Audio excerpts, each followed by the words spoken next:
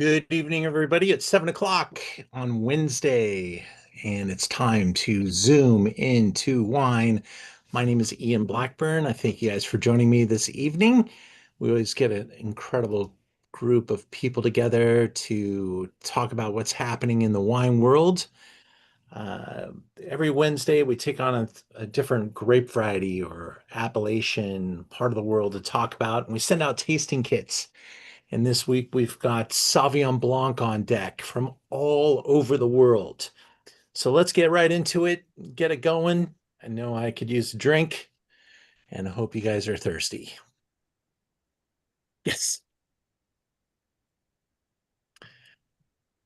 The greatest in Sauvignon Blanc. Of course, Sauvignon Blanc is a really uh, booming grape variety. It is planted in many parts of the world. So that was the impetus of tasting it tonight, being able to compare, contrast, and I really kind of do a comprehensive deep dive on Sauvignon Blanc.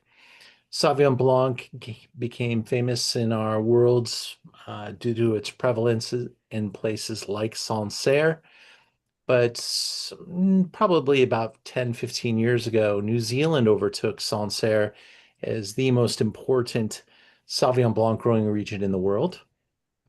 New Zealand Sauvignon Blanc is one of the highest uh, average priced wines in the world as well. You know, New Zealand doesn't make a lot of wine, so they make it a fairly premium clip. And so the average bottle price in New Zealand is quite a bit higher than anywhere else in the world as an average price ticket. When you think about a lot of, the French wines, there's $1,000 wines, but they make a lot of $3, $4, Bota bag type of wines in gallons and stuff like that. So it's a little bit skewed, but New Zealand's had great success and really grown the grape variety. Now, tonight we're going to go from uh, being able to taste wines from the Loire Valley. We'll move into different parts of the world. And let me make sure we got everybody the correct tasting order. I'd like to make sure of that. So I'm going to put that into the chat box. Let me get that. It'll take me 1 second to grab it. Here we go. I got it. Let me put it in the chat box because there was we did when we start to promote the event, we put them in maybe price order or something that makes sense when we're posting the event. And as we post the wines maybe 2, 3 months out from the event. Sometimes the wines need to change. Sometimes the prices change around a little bit. So this is where we ended up in the chat box. You'll see the tasting order. They're not numbered. I'm not able to paste them in there with numbers, but we're going to start off with the Joseph Melot Manitou Salon from the Loire Valley. We're going to move into Oregon with Love and Squalor. Then we'll go to South Africa with Hamilton Russell. The Bruma wine from Baja, Valle de Guadalupe. Then we'll go to New Zealand with Craggy Range's new 2024 release. Mary Edwards, a classic from California, and a bonus wine tonight from Napa Valley. We're going to taste the Annulus Napa Valley Sauvignon Blanc 2022. The chat box will be a great place for you guys to post comments, questions, tasting notes, get everybody involved in each of the wines. Those of you that are watching this on video, please come and join us. zoomintowine.com. We've got our calendar posted out into December at this point. And we taste some really great wines throughout this program. And we thank you all for being here. Can everybody see the slideshow now appearing on the screen? Not yet. You can't see it there, George? It says greatest in Sauvignon. Yes. We see the title. Yes. All right, good. There we go. So tonight we're going to talk about the varietal Sauvignon Blanc. There's a photograph of how a typical cluster may look. We think of it as a white wine grape variety. Of course, the varieties aren't necessarily white. They're a little bit more yellow, greenish in hue. We take the Sauvignon Blanc, we typically press it quickly and ferment in stainless steel, concrete egg, and sometimes a wood barrel. The typical aromatics, a very aromatic grape variety, could lean into something like gooseberries, which is a very Southern Hemisphere reference. But I'd say grapefruit, melon, often pith of grapefruit. You could start to get very descriptive. If the wine sees some wood, it might take on a little bit added texture and weight. Typically not so much wood that it takes on much vanilla. Can avoid malolactic fermentation, where it keeps it fairly focused and crispy, where they can promote malolactic to give it a little bit more creaminess and richness. Often a little bit of lees stirring may add some texture and weight to the wine as well. Quick question, and you have in the chat. So the first wine you listed, is that number one? Correct. Just so 831. No problem. Yeah, you could see on the list I posted up there. We're going to start off with Joseph Malo. So, yeah, there was potentially some bad email references to the list because they didn't update it based on what we packaged. When I go to package the wines, we taste them on Monday morning.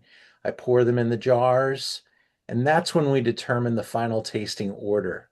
And that's based on, not wanting to taste the biggest and the heaviest and the oakiest first. Okay. So hopefully everybody's clear. That's the tasting order as we go down the list there. I just had a quick question. If if you have these, how long should they last in the bottles? The little jars, when we package them on Monday, they intend to be tasted by Friday. Oh, okay. So yeah, I had one that was crazy. Couldn't attend the Zoom, but I got it. I tasted it like a couple days later and was like, oh wow, that was crazy. I was just wondering. I just didn't know if I had left it too long or not. Yeah, I mean, it depends on the particular wine, but because they're filled almost to the top, there's not a lot of head space, not a lot of oxygen in there. They create kind of their own reductive environment. Mhm. But I wouldn't put these in your cellar and let them age. They're definitely meant to be drank in the very near term, and that's how we can do it. And I think honestly, many of the wines, I'd say 95% of the wines are better when we open them on Wednesday rather than the state that they're in when we open them on Monday. And that's because these things act like little decanters and really get them into an optimal spot. And it's typically even more profound with the red wines than the whites. But even these, we'll see how they go. But I think you'll be very impressed with the wines tonight. Let's get started with wine number one.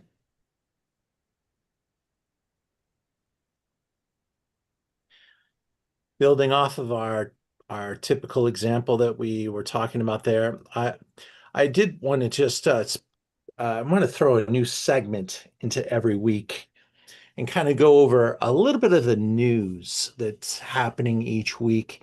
And we're talking about wine news, things that maybe you know about or don't know about. A lot of it's going to be kind of some personnel stuff. Things like Dr. Richard Smart was a very important man to the wine industry, and he really developed thoughts and ideas about grape growing, viticulture, uh, really studied the soil science, weather, and developed canopies and different types of trellising systems. He passed away this week, and he was a really kind of a name. He's not going to make your local news show or anything like that. But as somebody, if you were in the wine business for the last 30 years, you've heard Dr. Richard Smart's name 100 times. So maybe every time you visit a winery, they'd even talk about why the trellising systems were selected. That probably Richard Smart was hired to come out and consult before you were planted and make sure that you're using the right type of trellising for your soils, your temperatures, your climate, and water resources, etc. So just a new segment I want to put in every week, just some topical stuff, wine cooler conversation type stuff. Don't have a lot of it this week, but it's something I'm going to start building in every week to our show. Wine number one, here it is. Joseph Melo. This is part of the Melo family. I carry a number of different Melo family members' wines. And the Joseph Melo wines I'm particularly fond of. This is a wine that's just outside of Sancerre. We call it a satellite of Sancerre called Menito Salon. Menito Salon is still being kind of introduced to people. I'm hoping you are ambassadorized tonight. It's you walk into a nice restaurant, a French restaurant probably would be more akin to carrying a Menito Salon, but a wine shop. And you're looking at Sancerre's, and you're going to find prices of Sancerre have quickly approached $40 a bottle. And a couple of things aren't helping. One is that we've had several vintages in the past 5 years get whacked with incredible temperature extremes, frost conditions, and the flowers have been freezing. So they've lost a lot of crop. The demand for Sancerre, very high, and they've put a premium on the region of Sancerre. And it's now an opportunity as those prices go $40 and up. It opens up this window for other areas around Sancerre to come in with some really quality wines. And Menito Salon has always been kind of a secret region that the insiders know about but the pricing difference wasn't always there. Now it is. This is a wine that you're going to pay half of what you're going to pay for a Sancerre. And this is a single clos, a single vineyard that is owned and operated by the Malo family. When you look at the Loire Valley, going from west to east, the Sancerre area is on the extreme eastern border. And we're talking about a river. Loire Valley is a large river bed with limestone running throughout. And by the time you get all the way to Sancerre and Menito Salon, you got smaller little riverbeds, lots of sand, lots of calcaire and silex soils. And so it's a very singular soil series type of area. Maybe get a little combination of those two soil types. And it's a really wonderful place for Sauvignon Blanc. Kind of gets very close to Chablis, very close to Burgundy, very close to Champagne as well. So that's where we're talking about. Here's a look at the winery. Joseph Melo, very modern, a little bit more newer than some of the other Melo brands, which I'll show you in a moment on the website, what we carry. But pretty extensive land ownership, 247 acres. That's a pretty good swath. You need to make a good amount of wine, though, to be considered a proper business that you can distribute around the world. Because these wines aren't that expensive. They do need to get a lot of distribution. You don't go to France and walk into the tasting room and buy wines. That's not the way they are sold. So they're very dependent on their export markets. You could see the rolling hillsides with a lot of the villages built up at the top of the hill and the slopes being used for vineyards. 100% Sauvignon Blanc. There's no blending in Sancerre or in Manitou.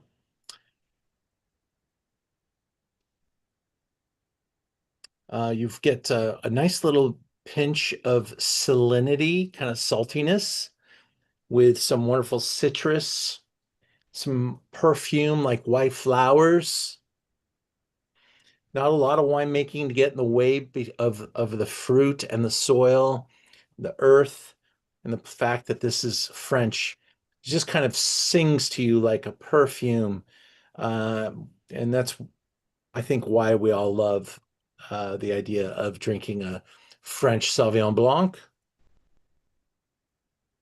And has a long mid palate with very elegant details. It's a very joyful start.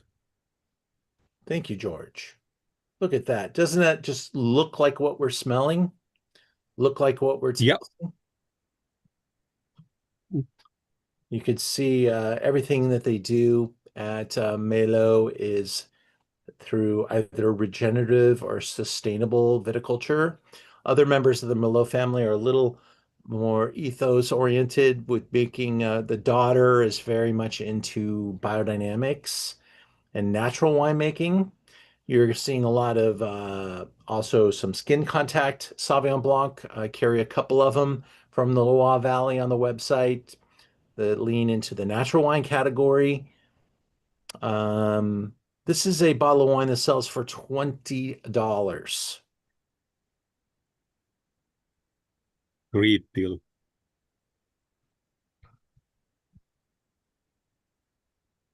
And I really like where this wine is at as far as a 2000 vintage.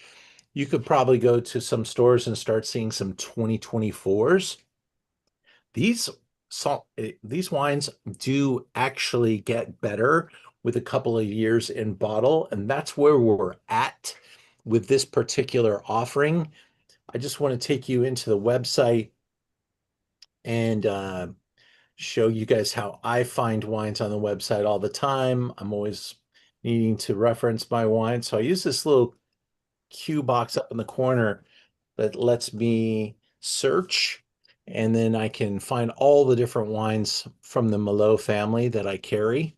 The famous one is the Alphonse Merlot. This is Papa, and this is a bigger brand. I mean, this guy is really, really prolific, and he's also a very famous Harley Davidson mechanic.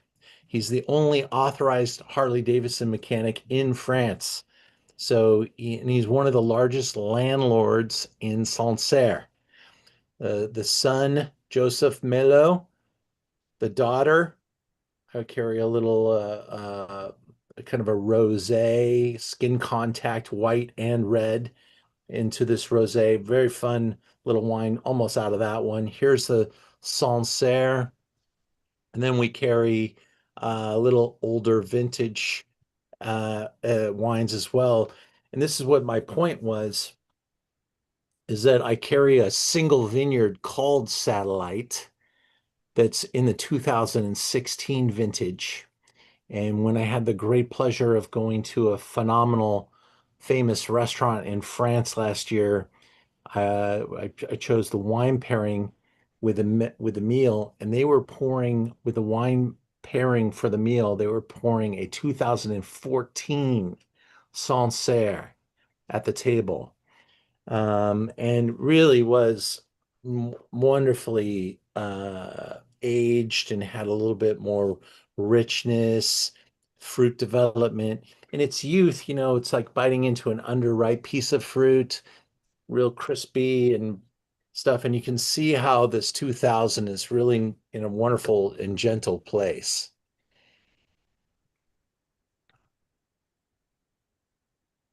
We have about 3 cases of this wine available. I think it's going to be a good seller tonight. Everybody on the Zoom also in your email received a discount code, which you can take off of any wine on the website this evening. Let's move into wine number 2. Smell that glass again, just get that reference. So good. Not going to spit any of that out tonight. Moving into wine number 2. This is a wine called Love and Squalor. That is a little brand up in Willamette Valley. And I need to say, ooh, I did get a video. Oh, that's fantastic. They were able to turn it around. My graphic department didn't catch the video that I made, and I let them know about 20 minutes ago, and they turned it around in record time. So let's see how we did. We interviewed Matt Beerson, the owner of Love and Squalor, about a Sauvignon Blanc. At Zoom into Wine, we're covering Sauvignon Blanc this week, and our guest is Matt Beerson with Love and Squalor from Portland Wine Company. How are you, Matt? Good. Hi, Ian. Hi, everybody. Matt, we're tasting Sauvignon Blancs of the world, and it's great to fit a wonderful wine that you're making called Love and Squalor from the Willamette Valley into our show tonight. And this is my first time meeting you, and I'm really a fan of your wine, and I'd love to learn more about you. Tell us about Matt Beerson and Portland Wine Company. Well, I grew up in the San Francisco Bay Area, and after college, ended up working in restaurants and got a taste for wines that I couldn't afford, and food I couldn't afford as well. And so that sort of started the journey of exploration from the restaurant side. In 2001, I moved up to Portland, chased a girl up here. She's still around somewhere. And took over a restaurant there where I started meeting a lot of winemakers. Which was really my first experience really getting to sit down and talk to winemakers in a casual way. And pretty soon they were inviting me to hang out at their wineries and help pour at their events, and eventually put on some grubbies and come help wash barrels and pressure wash the floors and things like that. And that's how this journey began. I sort of fell into it, as you do sometimes with the best things. Yeah. That sounds very familiar, Matt. Yeah. The girl too. I think I met her as well at some point in my life. So yeah, she's still around. Maybe. So you're called the Portland Wine Company. So I'm imagining your tasting rooms actually in like downtown Portland. Yeah, so I made the wines in the corners of other people's wineries for many years while I was working for other people as well, and eventually moved into a shared space in McMinnville. And by that time, my girlfriend, now wife, was on the scene, and we started plotting to move our production into Portland and build an urban winery. And so we did. It took many years to find the right spot, but now we have a full service winery and customer facing tasting room in Southeast Portland. So all the grapes are grown for us in the Willamette Valley. Sometimes we purchase from other regions like Southern Oregon or Columbia Valley, but mostly it's Willamette Valley fruit, and they put it on the back of trucks and drive up the road, and we do all the processing here in our lovely urban winery. That's awesome. There's a view of the outside. What are you like? Is it a neighborhood that you're in, or is there a landmark? Yeah, it's kind of near Mount Tabor neighborhood, which if those of you not familiar with Portland, there's an old dead volcano in the southeast quadrant called Mount Tabor, which is now a lovely park. And so we're sort of on the bottom of the flanks of that, and very accessible to downtown. It's probably 10 minutes, and the airport is about 15 minutes from where we are. So it's very central. And most importantly, for bringing grapes in and out of here, it's also very easy access by highways and big enough roads to handle those trucks. Perfect. So Love and Squalor, where did the name come from? So, Love and Squalor, like some of the best things in the world, is stolen. I took it from a writer named J.D. Salinger, who, as you most likely know him as the writer of Catcher in the Rye, which used to be taught in every middle school, I think, maybe high school. I read the notes. I remember. Yeah, there you go. Well, he wrote a story called For Esme with Love and Squalor. And while I was casting about wildly for a name to name this new thing I had in barrel, I tripped across that book, which that short story was the lead story of. And the story For Esme with Love and Squalor has nothing to do with Oregon, nothing to do with wine, nothing to do with me, really. But that phrase, love and squalor, really flipped a switch for me, because my experience that far in winemaking, and in most passion projects, was that it was a lot of squalor that goes along with something that you make that you love and that other people can also love. So there's sort of not this, people have this vision of winemaking, and it's a beautiful one, of sunny days on the Tuscan hillside and diaphanous sundresses and beautiful birds flying overhead. And that does happen sometimes, but a lot of it is dirty, sticky work. And grapes are truly an agricultural product. They come out of the clayey soils of the Willamette Valley, which stick to your shoes and get everywhere. And you spend 14 hours processing grapes, and you get grape juice in your Wellingtons and wasp stings.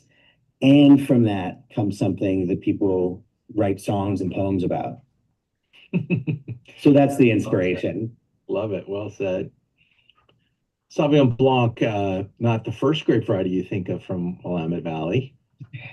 Yeah, it's not a hugely popular grape in the valley, and not widely planted. I think the expression of it from the Willamette Valley, though, I think is amazing. I was turned on to it. I worked early on for Patty Green at Patricia Green Cellars, and Jay Summers at Jay Christopher, and now JC Summers, and Andrew Rich from Andrew Rich Vintners or Vintner, and they were all making it, and I was working for them, and so I was tasting Sauvignon Blanc, was inspired by their ability to make something lovely from it, to pursue that myself. Wonderful. And is there any super special technique that you guys are using or not using?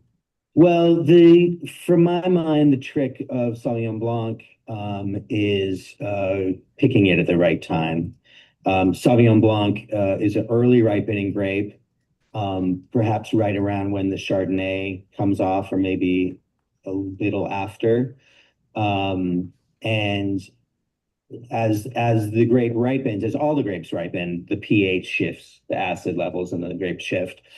But the acid levels in the Sauvignon Blanc berries can shift quite dramatically over the course of just one or 2 days. And so if you lose that, you don't want it to be too acidic, or else you're making sanitary cleaner. But you want enough acid in there that it can carry that beautiful ripe fruit flavors. So you have to pick it right where that acid is right. We bring it in and press it, and we use a combination of wild yeasts and tamed yeasts in different vessels, and just let it ferment dry. One of the yeasts that we like to use sometimes with Sauvignon Blanc is actually a champagne yeast that another winemaker turned me on to. And the champagne yeast is really good at fermenting it dry, keeping that acidic tingle, but not affecting the flavor very much through the fermentation. So it's a very neutral kind of yeast that likes to eat up every last bit of sugar, so we don't end up with any residual sugar on the wine. Yes, yeast is the next frontier for us all to Yeah. but I think I can see the day coming when we start talking about yeast strains at a little bit more conversational level. It's been left to the geeks and the Yeah, well, you walk into a winery supply store, which many of you have, I'm sure, and why would you? But there's rows and rows of shelves with little 500-gram packets of freeze-dried yeasts, and they're all either captured at different wineries around the different famous wineries around the world in different winemaking growing regions, or they're developed in a lab to for special attributes, whether it's making your wine taste more tropical or more earthy or being effective in different different fermentation situations. You can really geek out on it. your tasting room looks very inviting. And do you need an appointment to come by, or is it open? You don't. You're welcome to make an appointment online, but we're open Thursday through Sunday for walk-ins. We have a daily flight of wines, as well as wines by the glass and bottle. We have a little selection of some friends' wines here too, and some snacks. There's outdoor dining area and outdoor seating area too, which on a quiet side street. So yeah, and if and when you're here, be sure to ask whoever's working if you can take a peek in the back and take a look at the winery. We'd love to show you that. That's fantastic. Wine's around $20, and I consider it a great value. I hope you guys enjoy tasting with me now. Matt, thank you so much for your time. We're going to taste it with the crew, and Great. We'll see you in Oregon. Yeah, I look forward to it. Nice to meet you all. Thank you, sir. Really nice Have a good guy. day. Thank you. Okay, bye. We had a nice visit, and I thought the wine was really satisfying, and we've sold it quite well. So that type of formula works pretty well. People are looking for Sauvignon Blanc that's distinctive, that definitely powers through a lot of those expected aromatics. The palate's a little more assertive than something that's old world. Certainly kind of makes your mouth it's like you just put in like a Jolly Rancher into your mouth, like a green apple Jolly Rancher, and get some, a pretty assertive type of characteristics. But it's not it's so overpowering that it takes away from anything, and really something that I think you'd have a lot of fun just smacking down a bottle anytime during the summer, and that price is really right. We'll go back in now and get into our third wine. That's how we do it. We got 7 of them tonight, so we got to move along fairly quickly. Let's see if I can get this thing to cooperate. It's going to send me back into the video. wine. 1 second. Go. Here we go. Zoom in. Twice. All right. So yeah, we were able to watch the video, and I want to thank my team for turning that around real quick. And boom, $20, 95 cents for Love and Squalor. Hamilton Russell time. So now we're going to South Africa. I'm not sure how many of you have been to South Africa, but I have been on a couple of occasions. My best friend was married in South Africa. And each time I went, I took advantage of being able to get out to wine country, and it's beautiful there. It is, lots and lots of open land, a lot of wine being grown for the wine world. The value of the dollar versus the rand makes the wines quite affordable, and really it's hard to beat the value that you can get in South Africa. It really is. And the wine that we're about to taste is from one of the more noble producers. His name is Anthony Hamilton Russell, and he's all of that. You'll meet him here in a second. I will be showing you a little video when we recorded with him talking about Chardonnay, just so you can get to meet him and see his place, and also listen to him invite you to come visit him when you go to South Africa. Where is he? Well, this wine is, I'm going to annotate that. He's over here, and Hemel and Harmon, the heaven and earth in Afrikaans. He's right on the other side of the hill from the ocean. He's got a real majestic spot, and I will let him tell you about that on the video. Let me get into that and cancel my annotation. Boom. Close that, move into the video. Let's see. Oh, his winemaker's name is Emil Ross. His father started the brand in 1975. Anthony Russell took over in 91 and has steadily been a steady hand of quality, really taking the high ground, making some difficult decisions along the way. And he is a fantastic figure for the wine industry. Heroes of Chardonnay continues as we journey the world. And as I said, this was from Chardonnay, so don't get confused. I'm just going to let him introduce himself and tell you about the brand, and then I'll stop it after he invites you to lunch. World of Chardonnay, and I'm thrilled to introduce everyone to a great ambassador for the wines of South Africa. We're talking about Hamilton Russell Vineyards, and that is Anthony Hamilton Russell holding the bottle of wine, the owner, proprietor of Hamilton Russell, and Emil Ross, the winemaker, sitting right next to him. Thank you guys for tag teaming on this occasion. It's a pleasure. Good to be here. Thank you, Ian. Anthony, why don't you take us through a little history of the brand? I've got a little slideshow, and then we can have Emil tell us about the wine. How's that sound? Sounds great. It's a family business that I took over now in September, 33 years ago. Unable to access international markets because of apartheid. I returned to the country on Mandela's release and basically try to introduce the wines to the entire world. They had a profile for quality here in South Africa from the first vintage in 1981. So we celebrate this year with the 24s, 44 vintages of Pinot Noir, 43 vintages of Chardonnay. So we're not Johnny come lately, so to speak. And I focused on Pinot Noir and Chardonnay alone. They had the most beautiful thing to say about the site. We pioneered our area, which is less than a mile from the South Atlantic Ocean, 0.9 miles. Cooling current coming up from Antarctica, the Benguela current, very strongly maritime, and importantly, on soil that was traditionally reserved for sheep and wheat. So clay content's the same as the Côte de Nuit in Burgundy, 35 to 55%.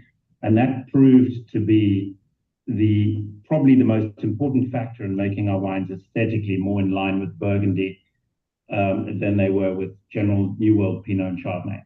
So from day one, 1983, our first commercially released vintage of Chardonnay, although we made one in 1982, they excited people. We're looking at the Emil and Arden Valley. Did I pronounce that correctly? Very close. Hemel en Aarde means heaven and earth in Afrikaans and Old Dutch. Are there many wineries in this region now, or has there been significant growth?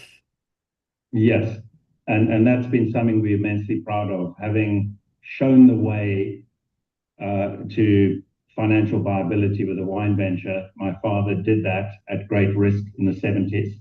And all I did was put that on the map. But he had shown the way to making great wine in a place that no one thought great wine could be made. And even when I took over in 1991, we were the only people selling wine. There are now 28 different properties or brands from the area, 13 different wine cellars, and growing. And the Hemel en Aarde area made up of the three appellations, I think you've marked them, Hemel en Aarde Valley, Upper Hemel en Aarde Valley, Hemel en Aarde Ridge, all contiguous, all working closely together. I think it's become the most expensive viticultural real estate in the country, with my father having paid the price of a car for Hamilton Russell Vineyards in 1975. Fantastic. Good investment.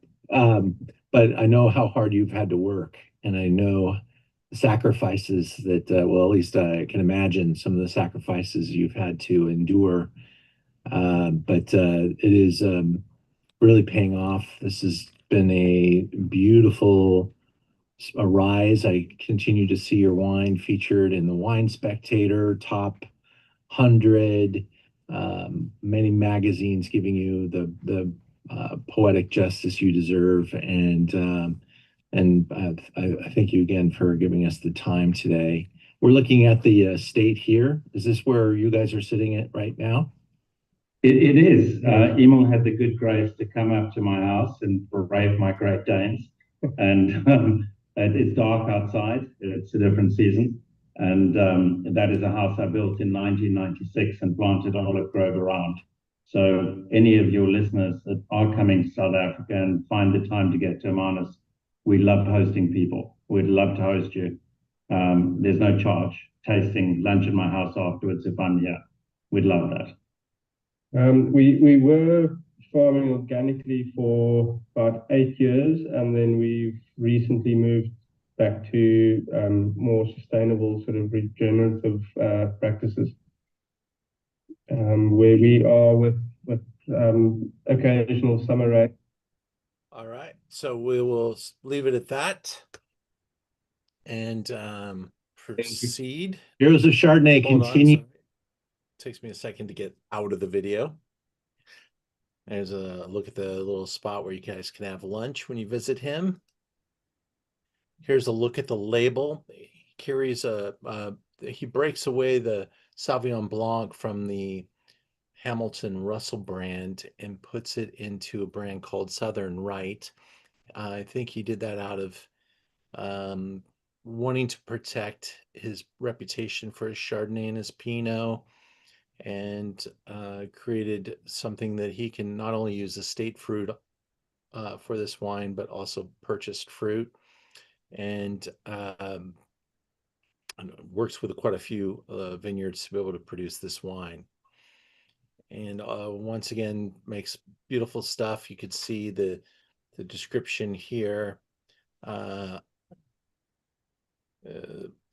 The reviewer, Tim Atkin, I believe he's English, referred to sidestepping the tutti frutti flavors. Anytime you see flavors with a O-U-R-S at the end, you're talking to probably an English person. And yes, keep it going there, Erica, with beautiful notes. I love that. And also points out that pink grapefruit and that salty notion that I really smell the salt air in the nose here, quite pronounced, and I think that's fantastic. And that view, I have been to this vineyard. It is quite a journey. You'll want, and if you're going to South Africa, let me throw another suggestion to you is let me know you're going to go. I have a friend, I made a friend there. His name is Chris.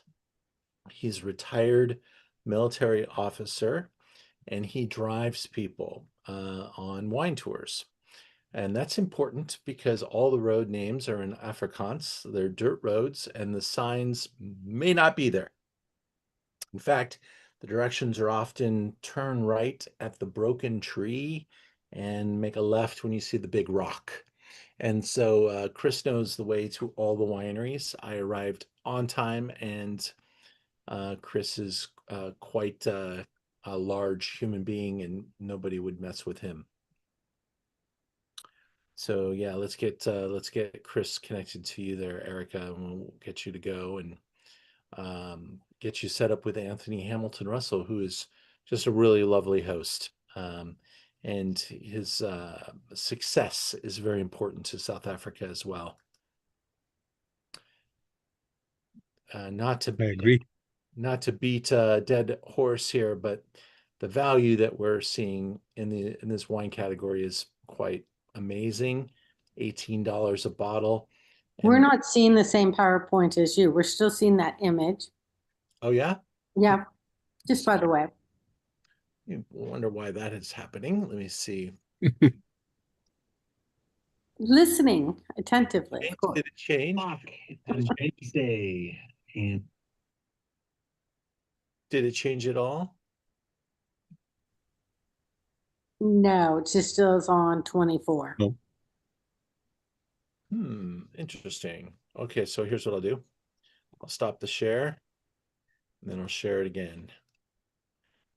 How about that? Lovely. Here's that view, the review of the wine. Look at the package. The patio where you guys can have lunch. And that video, which we will not visit again. $18 a bottle. Right, it's easy to recommend this wine. And I'm in the 23 vintage. Probably will be 24 soon. I'm not sure what tariffs have done to South African wine, but based on the fact that the tariff is on what the wholesaler is paying, that probably won't move the needle all that much. The only people that really make a lot of money on South African wines are the importers. They take these wines that they pay literally dollars for and mark them up pretty sizably. And that's also beneficial to these brands as well, because I'm not sure you would take it seriously if you found it for $7 or $8, which probably is what you would pay in South Africa for this wine. It's I don't know, Erica, when you were there last, but I think that rand dollar just continues to get weaker and weaker, and the dollar stronger and stronger. So not that I know hotel accommodations, etc., will feel a little bit more like you're visiting a beach community, but when you eat out at restaurants, when you go to the wineries, you really feel the power of the dollar. Moving into wine number 4, I believe, Bruma. Now, we have interviewed a winemaker on a couple of different occasions, and recently for the Sauvignon Blanc. So let's revisit a video that we made with her. We're in Valle de Guadalupe. This is a great place to plan on visiting. If you want to take a day trip, you could get there in probably 3.5 hours from LA, or you could take the train down to San Diego. I think the train's going all the way to San Diego again. I hear different stories. They've had some earthquake issues with the train tracks, etc. So maybe check that out before you get on the train. But get down to San Diego, cross into Mexico, and you can get to Valle de Guadalupe about an hour plus from San Diego border there, and you can be sitting at this beautiful place. They have a couple of restaurants there. We're going to meet Lourdes in just a second. Her name is Lulu, and she's just a fascinating individual and wonderful to talk about wine. She's well studied, well traveled, and Lourdes, I'm super happy to have you on the Zoom, Lulu. You prefer Lulu than Lourdes? Yes. Okay, Good. let's do Lulu. And So we're gonna try Bruma is the name of the winery. okay. We also have 2 restaurants, Fauna and the Wine Garden, and they're just amazing. Both of them, our chef David Casoluzon is super talented. Not as talented as a winemaker, but he does a great job. It's really amazing. I think you can make great wines now everywhere in the world. French would say even in Mexico. But what makes it really special is having the whole experience and just having great food. The winery is amazing. The architecture is really, really something. And what we try to do with this Sauvignon Blanc, this is actually from my family's vineyard. It's been in our family for 100 years now. It's a Sauvignon. This particular Sauvignon was planted 24 years ago. And I really wanted to do something very simple, straightforward. I studied winemaking in Bordeaux and lived there for 16 years. So it was really important for me to have kind of just the typicity of the varietal and make it more about the soil, which is a really clayish soil. You could really tell by the freshness of it. And not make it an exuberant Sauvignon. This is more it does have those citric aromas. I did leave a little bit of leaves in there for a couple of months, but I really wanted that kind of flowery aroma, floral aroma to come out and just have a really nice freshness, acidity. I love eating. So for me, acidity is a huge part of what we do. And in Sauvignon, even more so, So I like to compare it to a kind of classical Loire Valley Sauvignon, just because it has that depth and density, but with a lot of nice acidity, crispness. You can actually, the slide, you can see the winery is underneath that tree. The tree is the most important symbol that we have in the winery. It represents giving everything that we do in life a second opportunity or a second use. The winery is actually built with recycled, refurbished materials. And our barrel cellar is right underneath that lake or that mirror of water. You can see our room, our tasting room in there. And it's just beautiful because it completely integrates with the paysage, the scenery of Valle Guadalupe. Beautiful. Well, the wine's in my glass, and hopefully everyone's tasting along with us at home.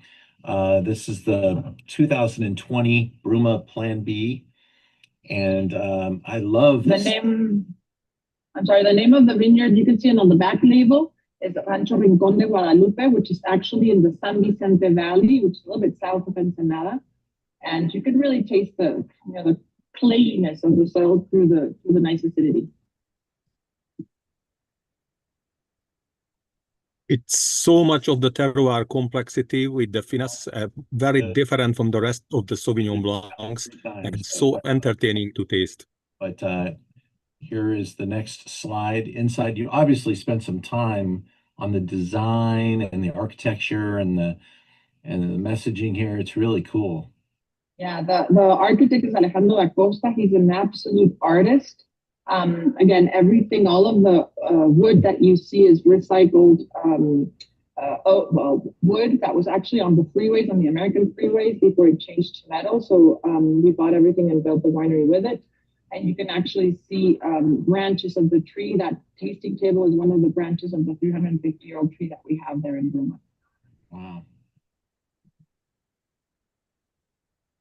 And how many different wines are you making at Bruma?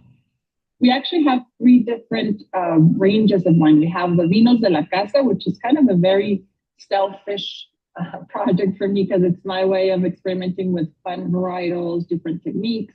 And every year I change the varietals. Then we have Plan B. The Plan B, we have a white, a rosé, and a red. And the idea behind Plan B is just having classical, I did train in Bordeaux, and I'm not here in Mexico to do Bordeaux wines, but I love the classiness, elegance, and freshness of those type of wines. So Plan B is exactly that. For us wine drinkers, I drink wine every day because it's my job. I don't have an issue with it. No. So I really believe that Plan B is the type of wine that you would have with, whatever you have at home. You don't have to cook for it. And then Ocho Tinto, or Ochos, are the premium wines of a range. And those are more serious, intense, powerful wines that you have. Those are your Sunday type of wines or anniversaries, or, it's a more kind of dense wine. And again, we have whites, rosés, and reds. So in every range, we have 3 different types of wines. Well, the Blanco that we're trying right now is really pretty. It's got a really fun nose. I almost think there's a saltiness in the nose that I really like. It's very, very bright and fresh and clean, and and it just kind of keeps drawing me back in, refreshing my palate. And this is a beautiful, beautiful rendition. And I might even smell just a little kiss of like fresh cut jalapeno, a little bit of passion fruit as I well. agree. And I love that because it's, you know, the DNA of Sauvignon. So if it smells like the varietal, I'm happy with it. Mm. Well, great job. A great way to start off our evening. You know, Sauvignon Blanc is becoming a much more popular starter wine. It's really great for stimulating appetite, refreshing the palate. I mean, notice how your mouth feels right now. It's all clean, and you've had a long day and you're ready to drink some wine.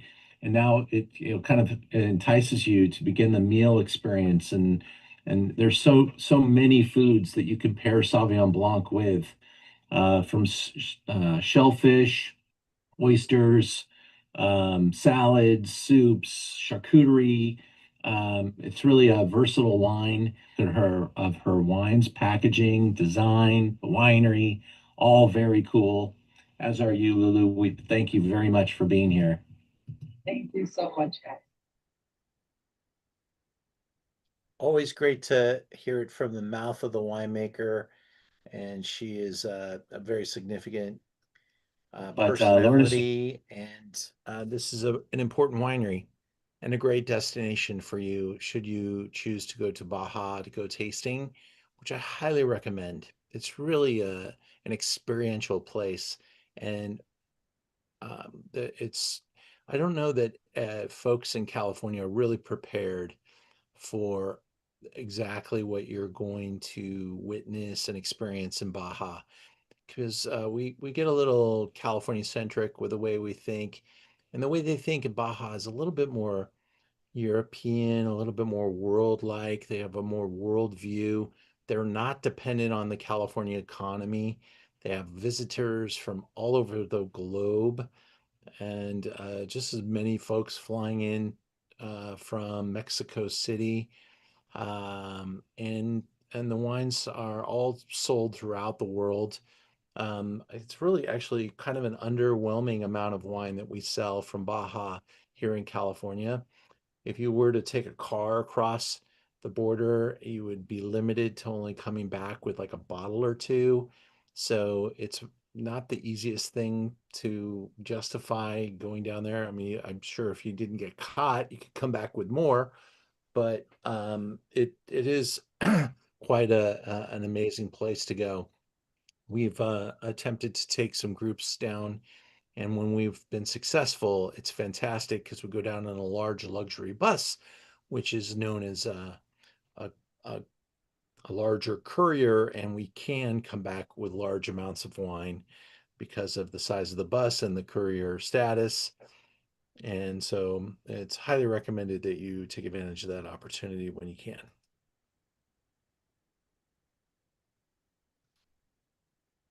And at Bruma, at the winery, they do actually have some rooms that they rent out as well. So you may want to take a look at that. It's not big enough for a group, but maybe optimal for a couple to take advantage of, and really, really a great site. We're at $25.95. The wines of Mexico are not cheap, by the way.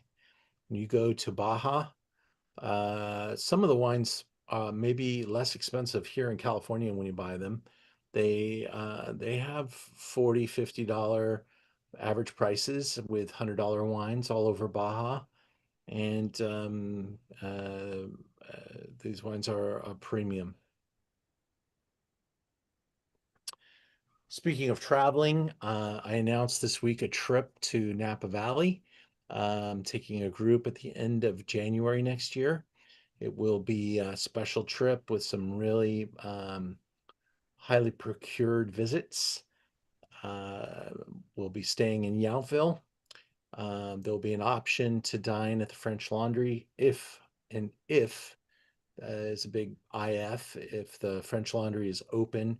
They often close, but I'm picking the weekend that gets us into the first days of February, and they are typically open by February 1st. And so I'm pretty confident that that will be an option you'll be able to take advantage of, should you choose to join us. And at the French Laundry, they have the fantastic tables for 8, 10, and 12 people, and that's what we'll be using. And it's an amazing experience if you've never done it.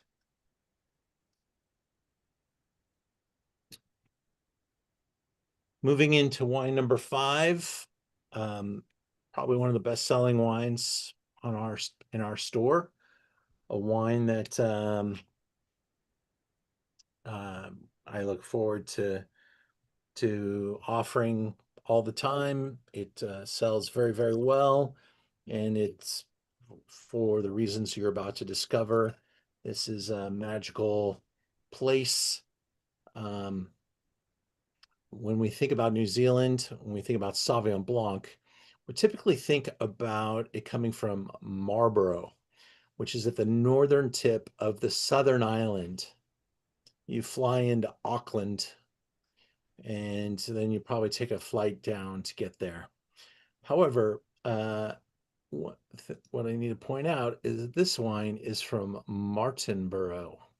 So it's at the southern tip of the northern island, and it's really kind of a revolutionary winery. I think the ownership thought that Marlborough was getting a particular style associated with it, with its very high acidity, and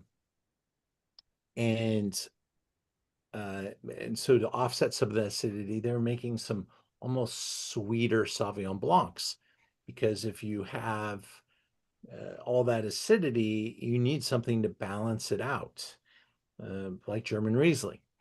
And so, a lot of the brands like Kim Crawford and they literally are almost sweet to offset the incredible acidity markers that they get there. Martinborough, just a little different, and gave them a chance to kind of set their own personality for the wines. I think the wine has a little different definition, a little bit more elegance, a little bit more finesse. Very New Zealand, though. We'll pick that up in just a second and take a look at it in the nose and discuss where we're at.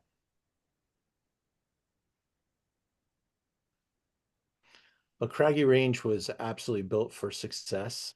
It's had several great winemakers go through the property. I had a short association with Craggy Range when I worked for the company called Co-Brand. They were hired to introduce the brand to America when it first opened up. And at that time, a master of wine named Steve Smith was the winemaker. Matt Dees from Santa Barbara was a winemaker at Craggy Range. And today it's a gentleman named Ben Tomes. And 1997 is when they broke ground on the property. They have a Michelin-starred restaurant on the venue and 550 acres of vines. I got to stay in a little guest cottage out here, which they do rent out, and it's magnificent, as is all of New Zealand. It's so pristine, so clean, so fresh, so pure, and really a wonderful place to visit. Not the cheapest place to visit, however. It takes a considerable number of points to fly there, and there's a tax on just about everything, making things cost a pretty good penny. This is not your South African visit. New Zealand is a premium destination and premium prices to follow. The Sauvignon Blancs there have what we would refer to as ringer type of characteristics when you swirl and smell this wine. Ding, ding, ding, ding. You are in New Zealand. That nose is just, boy, just It just makes you go, oh, that is a New Zealand Sauvignon Blanc.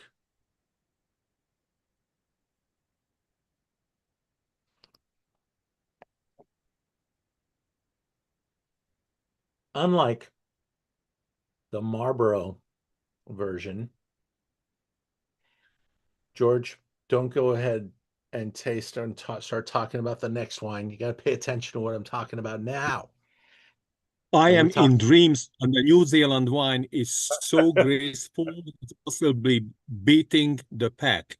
Right. It's when you see my notes, I'm speechless. All right, good, good. Rarely are you Look at that.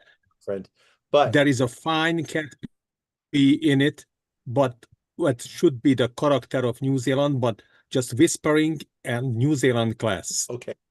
It's a So trademark. yeah, so that nose I shut up nose now. is often compared to cat's pee, which this brand really works hard to avoid that reference. But some of them lean into That's purity in it, just part, and that makes a terroir so much of New Zealand, so much of graceful. Mhm. I was very impressed with this wine. So far, possibly just beating the pack. Beautiful, George. White peach, lemon blossoms, fresh Yes. cut herbs, passion fruit. Think about all that. And you find it in the glass. A wonderful way to think about this particular offering. Back to the classic definition. Beautiful choice. Thank you, sir. So these wines do reward early consumption. I'd say, with their reductive style and the screw cap package, it probably is best to drink within 5 years. But there are a couple producers putting it under cork and putting some wood on it. Not this one, however. Yeah, really, really fresh and beautiful and meant to be drank fairly young. I think this 24 will even be better in about a year, though. And on the nose, on the ID, you get New Zealand because of this complexity, and the cat is whispering. Gorgeous wine. Thank you. Again, referring to the review we saw earlier, peach, Meyer lemon. I think that's fun when they get very specific about which type of lemon. Key lime and fresh Honeycrisp apple notes. With then we're gonna get specific about one thing. You got to get specific about all things. So, linseed oil, toasted green tea, and Himalayan sea salt. How's that? Oh, I like that.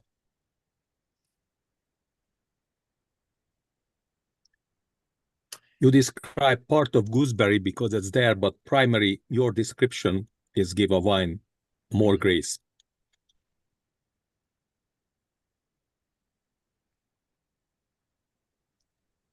I love this wine.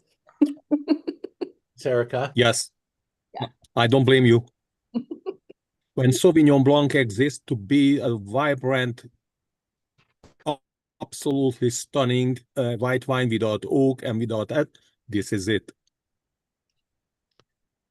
Fantastic. Glad you like it. It's still a really good price point. As this one continues to take a little bit of ground each year on price. I'm working hard to keep it under $25. I'm buying it in large quantity. I think you'll see on the store, we've even replenished our stocks even recently. So we have like 60 plus bottles in store right now. And we will go through it fairly quickly. People do tend to buy this wine by the case. And so it's a very good seller and you can see why. Moving into wine number 6. Another wine that almost doesn't need an introduction because people have really come to love this wine for so many reasons. Mary Edwards was a very successful vintner. She has done the entire loop She worked her entire life making the wine, building the brand, having the fantastic label, and did what every winery wishes they could do. She sold her winery and made a nice living, which is fantastic. She's now probably in her early 70s, maybe late 60s, guessing, totally guessing. She, I think she was a winemaker for 40 years. So wonderful, wonderful exit, as her brand was purchased by Roederer Champagne. And so we'll see what they end up doing with it over, it's probably been 5 years since the purchase. They haven't really changed anything too significantly, but they will take price when they can because they paid probably pretty dearly for it. So we're looking at the Sonoma County appellation. Most of what she does is in that Sonoma Valley, Carneros, um, southern Sonoma portion, probably from, if you look over here to, oh, here, I'll annotate so you know what I'm looking at. Kind of over here. And that's where I believe most of her activities in grape growing are coming from. I know she has some Russian River for Pinot vineyards.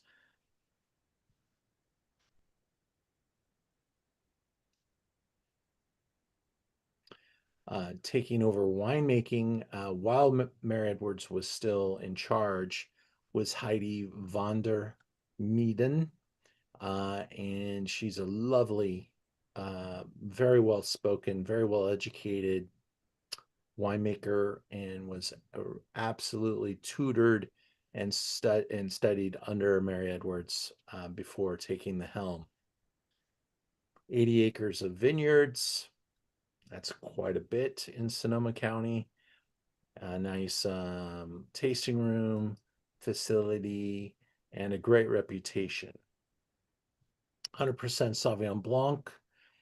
The style here is much more in a California style, where California kind of meets white Bordeaux, more rather than California trying to make Sancerre. This has got a little bit more of a wood touch to it, oak barrel, a little oxidative, a little creamier. You can really push into the lemon curd category a little bit more. And they speak of some of the tropical aromas again: white pineapple, passion fruit, mango, guava.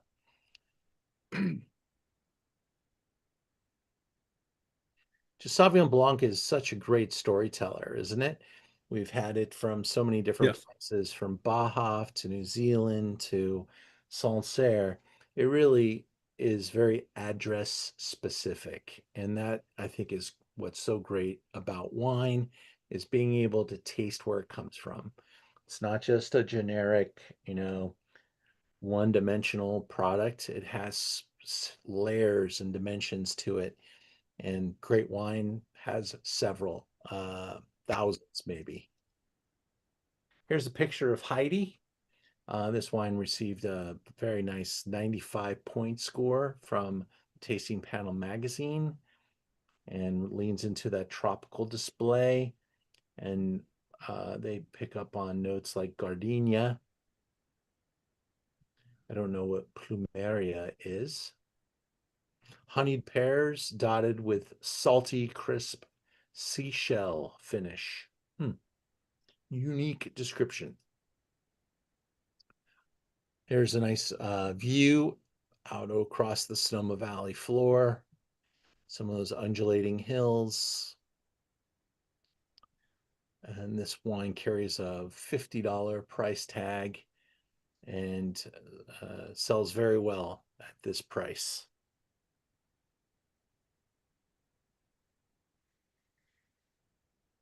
A little more fuller bodied, a little denser, a little more.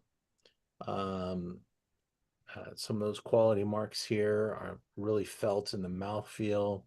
the texture, the weight, the concentration.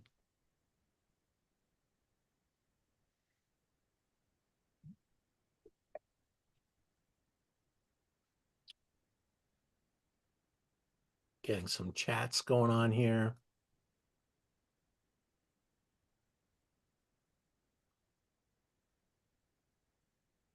Glad you guys are enjoying. Thank you for your comments. Erica, Teresa, Mr. Morris, thank you. And hopefully I've answered any and all of your questions. If I missed anything, I'm open to questions. Just come online and chat with us now. It's just us kids here playing at this point. So we get going on the Zoom. We decided to pop open a 7th Sauvignon Blanc. I had all these great corners of the world. Didn't have anything super on the premium side. So I mean, Mary Edwards is premium for sure at $50, but I wanted to just see how this new Napa Valley producer kind of comes into play. It's called Annulus, and I'm hoping I'm the person who introduces you to it. This is a wonderful brand I was introduced to about a year ago. I was actually one of the very first retailers in America to be able to get these wines. And shortly after, got even a little bit more involved as a brokerage that I work with, picked up the brand. So kind of cool. I was pretty early on, and I've been a fan of this winemaker for a while. We're up in Napa Valley, and of course, the 16 sub-appellations of the Napa Valley now. Nigel Kinsman is the winemaker, and he has he's a name that people knew of from his time making the wines at Arajo. Although Arajo didn't let him promote his name, when he left Arajo, people found out who he was, and now he's got several clients that he's a consultant for as Arajo has been sold, French ownership now. And so Nigel's out there making wine for others, including his own brand, Ains Kinsman. And I'm a big fan of anything he puts his time on. Spectacular vineyard holding. This is a smaller brand of super premium wines. I carry 3 of the Cabernets, the Napa Valley, the Vine Hill Ranch, and I believe a Beckstoffer offering that I was probably the only person to get any.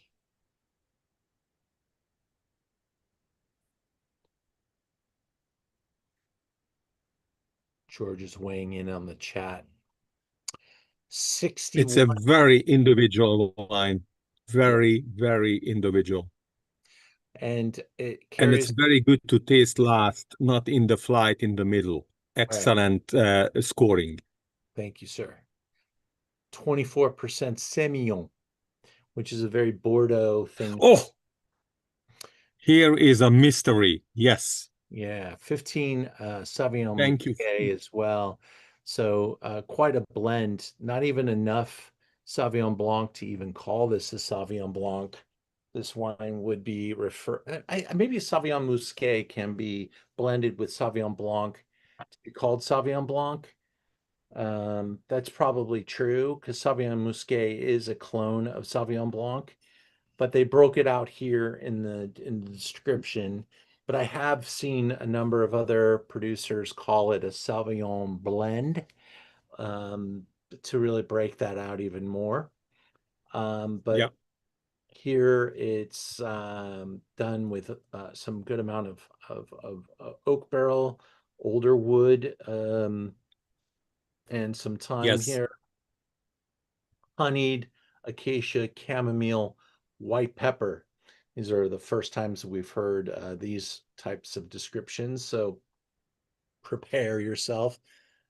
Asian pear, lemon confit, lychee, oyster shell, and a phenolic backbone. And the Semillon made a miracle. It always does in dessert wines, but it's amazing what Semillon does with Sauvignon Blanc.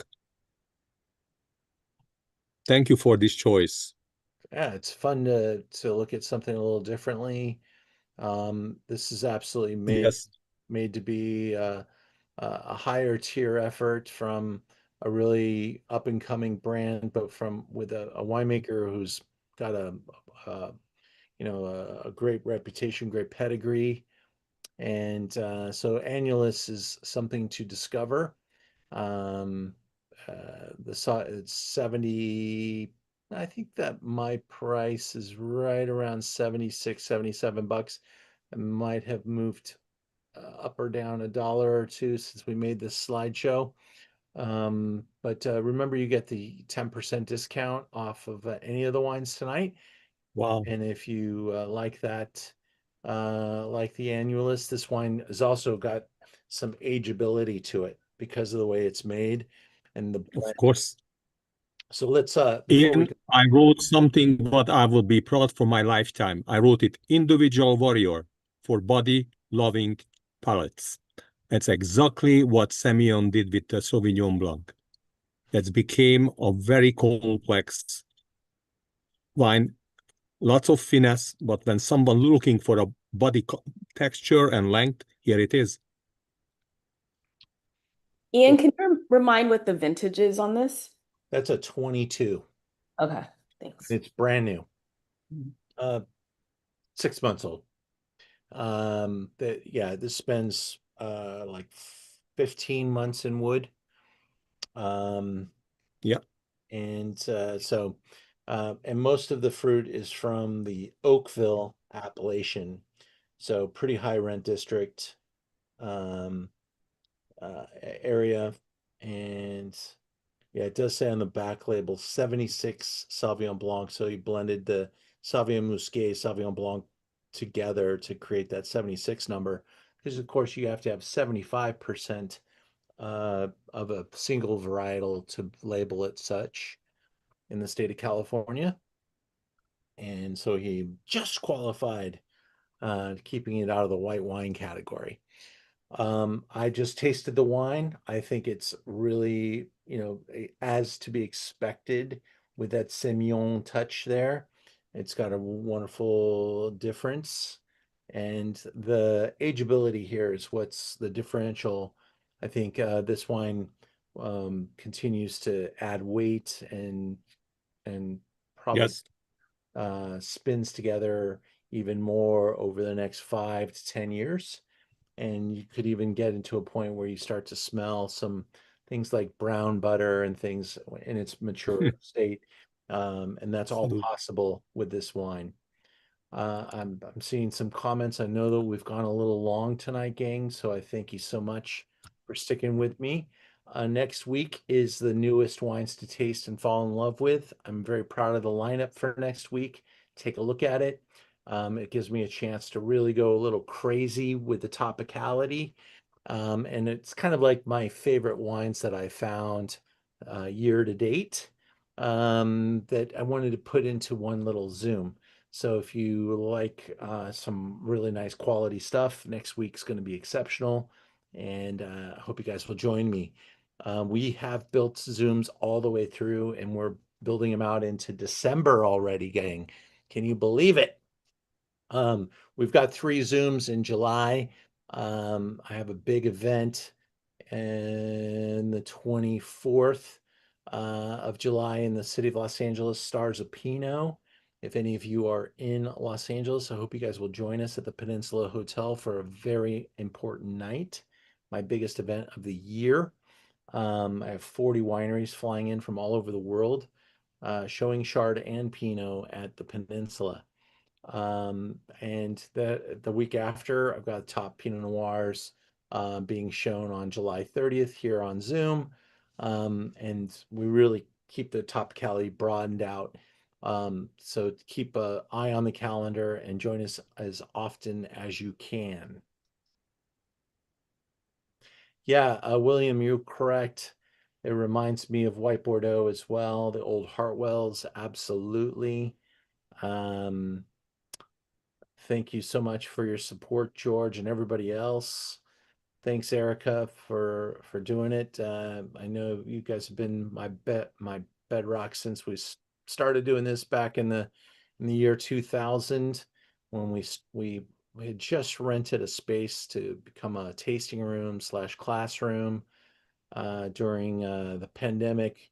My friend George there came with his guns during a riot in downtown LA. It helped me put You still remember?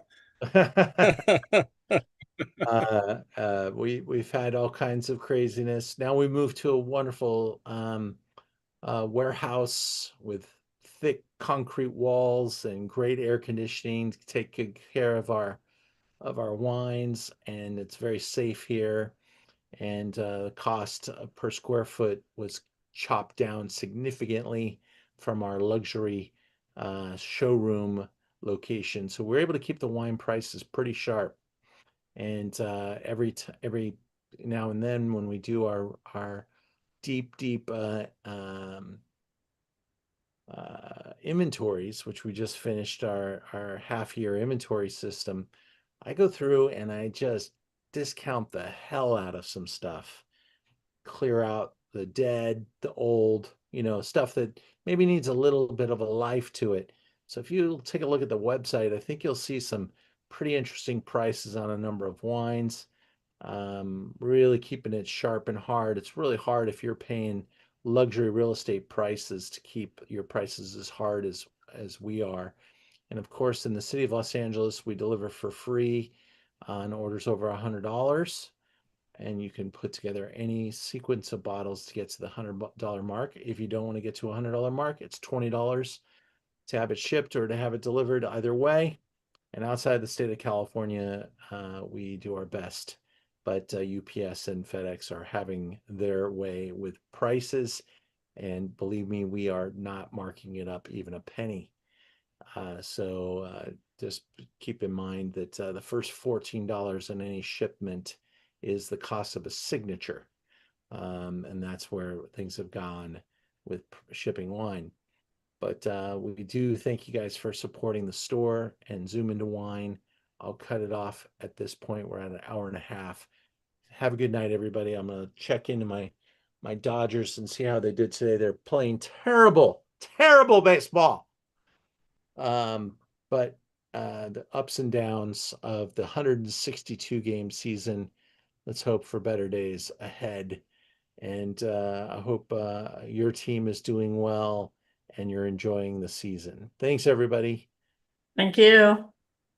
Bye. Thanks, guys. Bye. Bye, everybody.